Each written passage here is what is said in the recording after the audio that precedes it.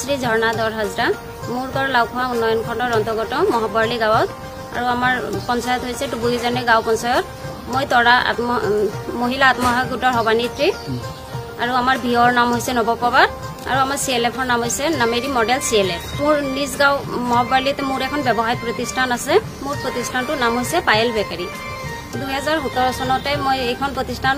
নিজে আৰম্ভ কৰিছিলোঁ প্ৰথমে সৰুকে তাৰ পিছত মই চৰকাৰী বহুতখিনি সহায় সহযোগ পাইছোঁ যাৰ জৰিয়তে মই মোৰ ব্যৱসায়টো আৰু দুগুণ উন্নতি কৰিব পাৰিছোঁ মই প্ৰথমে 2018 চনতে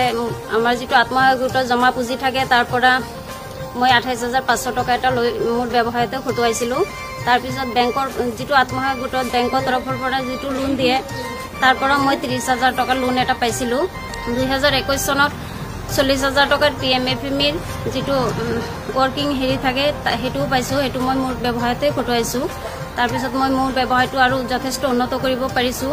মই এতিয়া সপ্তাহত মোৰ বেকাৰীত হেৰি কাম হয় মোৰ দৈনিক প্ৰায় 40,000 পৰা 45,000 টকাৰ হেৰি সামগ্ৰী উৎপাদিত হয় মাহেকত আমাৰ প্ৰায় 1,20,000 25,000 টকা ইনকাম হৈ আছে এতিয়া বছৰত প্ৰায় 12 লাখ টকাৰ ওপৰতে হয় 13 লাখ টকা পাৰ হৈ যায় তাৰ উপৰি আৰু এটা ভাল কথা যে আমি হেৰি কৰিব পাৰিছোঁ আমাৰ ইয়াত আমি এতিয়া 12-13টা পৰিয়ালকো সংস্থাপন দিব পাৰিছোঁ 5-6জন মহিলা আছে আমাৰ যিখিনি সামগ্ৰী উৎপাদিত হয় সেইখিনি আমি হেৰি কৰিবৰ কাৰণে পেকিং চেকিঙৰ কাৰণে সিহঁতক লগাব পাৰিছোঁ আৰু আশা কৰিছোঁ ভৱিষ্যতে আৰু মহিলা হেৰি